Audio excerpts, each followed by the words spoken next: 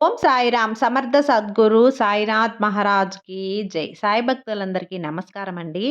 మన బాబా గారి దయ వల్ల మనందరం బావుండాలి, సంతోషంగా ఉండాలి అని చెప్పి మనస్ఫూర్తిగా కోరుకుంటూ ఈ రోజుటి వీడియో స్టార్ట్ చేస్తున్నాను ఫ్రెండ్స్.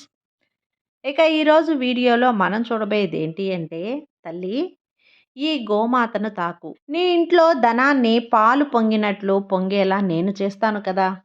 కాబట్టి వెంటనే గోమాతను తాకు అని చెప్పి బాబాగారైతే మనకొక మంచి సందేశాన్నయితే తీసుకొచ్చేసారండి. ఆ సందేశం ఏంటి? ఆ సందేశం రూపంలో బాబాగారు మనతో ఏం చెప్పబోతున్నారు అనేది ఆయన మాటల్లోనే విందామా? తల్లి, నువ్వు కూడా అందరిలాగే సంతోషంగా ఉండాలి అని చెప్పి, నీ పేదరికమంతా తొలగిపోయి, నీ కష్టాలన్నీ, నీ సమస్యలన్నీ కూడా నిన్ను వీడి, నువ్వు అందరిలాగే సంతోషంగా ఉండాలి అని అనుకుంటున్నావు కదా! ఇది సహజమైన కోరికేనమ్మా. నీ కష్టాలన్నీ కూడా తొలగిపోయి నువ్వు సంతోషంగా ఉండాలి అని చెప్పి నీ భారాన్నంతా కూడా బాబా మీద వేసి నువ్వు నిశ్చింతగా ఉన్నావు. జరుగుతుంది, నాకు మంచి రోజులొస్తాయి అని ఎదురు చూసి చూసి నువ్వు కూడా విసిగిపోయి బాబా మీద కోపంగా ఉన్నావు కదా! ఒక్క విషయం గుర్తుపెట్టుకోమ్మా. ఓపికగా ఉన్నన్ని రోజులు సంతోషంతో పాటు నీ విజయాన్ని కూడా నువ్వు చేరుకుంటావు. నువ్వు వెళ్ళే దారి ఎలా ఉన్నా సరే, ఆ దారిని ధైర్యంగా దాటగలను అనే నమ్మకం, భరోసా నీకుంటుంది. పరిస్థితులు ఎలా ఉన్నా సరే పడిపోవద్దు అనే పట్టుదల నీకు ఎక్కువగా ఉంటుంది. ఈరోజు నీది కాకపోయినా రేపు అనే నమ్మకం నీకు బలంగా ఉంటుంది బిడ్డ. ఆ నమ్మకం నిన్నెప్పుడూ మోసం చేయదు. ఎందుకు అంటే, ఆ నమ్మకమే నీకు బలంగా మారుతుంది కాబట్టి. కాబట్టి ఆ నమ్మకాన్ని ఎప్పుడూ తగ్గించుకోవద్దు. అలాగే దానితో పాటు ఓపికను కూడా పెంచుకోమ్మా. నమ్మకం అనేది నీలో తగ్గినప్పుడు బలం తగ్గి నీలో ఆలోచన శక్తి కూడా తగ్గిపోతుంది. అలాంటప్పుడు ఏది అనిపిస్తే అది చేస్తూ తప్పుడు దారిలో వెళ్ళే మార్గాన్ని కూడా నువ్వు దారి పడతావు తల్లి. కాబట్టి ఓపికగా ఉండు. ఆ ఓపిక అనే దారిని ఎప్పుడూ వదలవద్దు. నమ్మకం అనే ఒక గట్టి మాటని నీ చేతిల్లో పిడికిట్లో బిగించి ఉంచు. నాకే తెలివి ఉంది అనే గర్వంతో ఇతరులను మోసం చేయాలని చూసినా భగవంతుడు ఎప్పుడూ క్షమించడు. అందరికంటే తెలివైనవాడు భగవంతుడు ఒకడు ఉన్నాడు కదా! చూస్తూనే ఉంటాడు.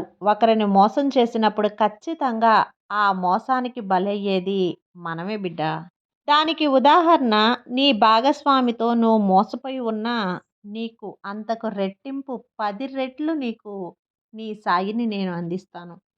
ఇప్పుడు నువ్వు మోసంతో బలైపోయి చాలా అప్పుల లోతులో కూరుకుపోయి ఉన్నావు. ఆ కుటుంబాన్ని ఎలా పోషించాలి అనే ఆలోచనలో ఉన్నావు. నిన్ను మోసం చేసి వారిని దూషించి వాళ్ళు చెడిపోవాలని కోరుకోవద్దు. నీ నిజాయితీని, నీ నమ్మకాన్ని అస్సలు నువ్వు వదులుకోవద్దు. అలా వాళ్ళని వీళ్ళని దూషించకుండా నువ్వు ముందుకు జరగాలి.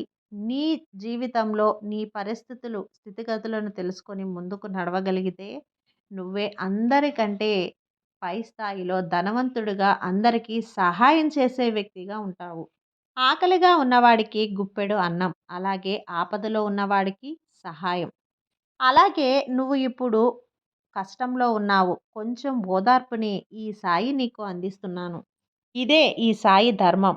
గుడే అయినా సరే, బయట బడైనా సరే, భిక్షగాళ్ళు ఎప్పుడూ ఎదురు చూసేది ఒక్క రూపాయి సాయం కోసం. కాబట్టి నువ్వు నా అనుకున్న వాళ్ళకి కానీ, అలాగే నిన్ను అడిగిన వాళ్ళకి కానీ రూపాయి సాయం చేస్తూ ఉండు. అది చిన్నదా, పెద్దదా కాదు. అది చేతి సాయమా, మాట సాయమా కాదు. అన్నమా, లేకపోతే ధనమా అనేది కాదు. నీ దగ్గర ఉన్నంతలో నువ్వు చేయదలిచినంతలో సహాయం చేస్తూ ఉండు. నీ వంతు సహాయం చేశావు అంటే తప్పకుండా భగవంతుడు నీకు సహాయం చేస్తాడు. భగవంతుణ్ణి మనం కోరుకోవాల్సింది కష్టాన్ని ఇవ్వవద్దు అని కాదమ్మా. ఆ కష్టం వచ్చినప్పుడు తట్టుకోగలిగే శక్తిని ప్రసాదించమని. ఈ కాలంలో బంధాలని నువ్వు దగ్గర చేసుకోవటం కాదమ్మా. నిన్ను నిన్నుగా చూసే బంధాలకి నువ్వు దగ్గరవటమే. ఎప్పుడైతే నువ్వు ఇష్టపడే బంధాలు నీకు దూరమవుతాయో, అప్పుడే నిన్ను ఇష్టపడే బంధాలు నీకు దగ్గరవుతాయి అని గుర్తుంచుకో.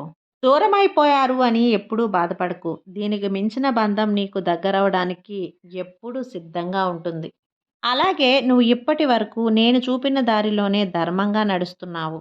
నేను చెప్పినట్లే సత్యంగానే ఉన్నావు. ఎంత ఆవేశం వచ్చినా కూడా ఆ సమయంలో మౌనంగానే ఉన్నావు. ఇవన్నీ కూడా నీకు మేలే జరిగేలా చేస్తాయి. ఆస్తులు కూడగట్టుకోవటం అంటే ధనాన్ని కూడగట్టుకోవటం కాదు.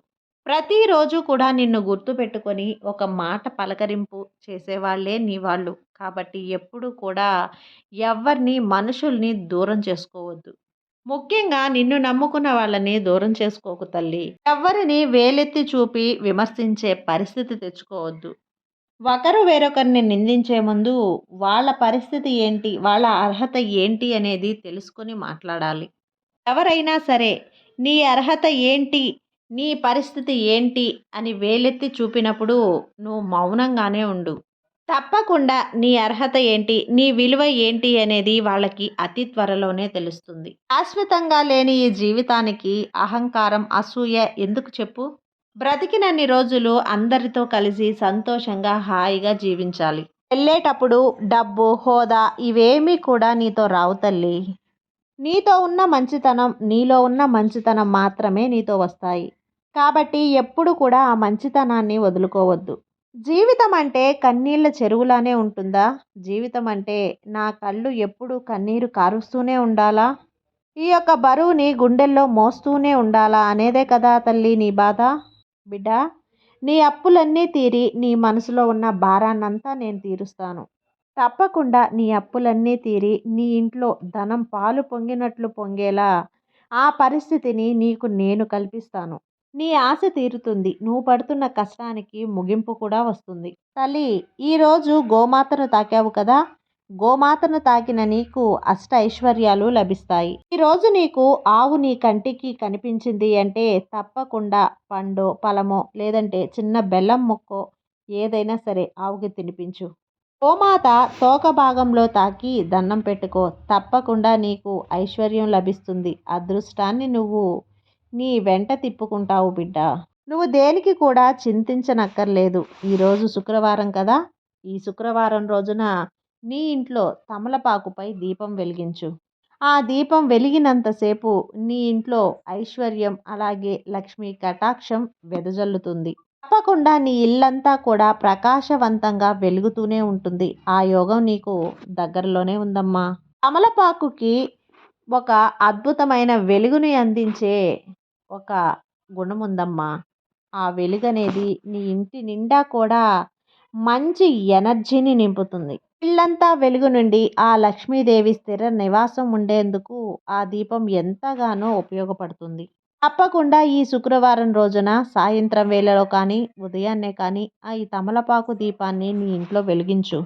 నీకున్న ధన కష్టాన్ని నువ్వే పోగొట్టుకో. సాయి మాట విన్న నీకు ఎప్పుడు కూడా వృధా కాదమ్మా. ఈ సాయి నీకు ఖచ్చితంగా నీ కష్టాన్ని తొలగించి నీకు అదృష్టాన్ని ప్రసాదించే ఐశ్వర్యాన్ని కూడగట్టేటువంటి మాటని ఇస్తున్నాను.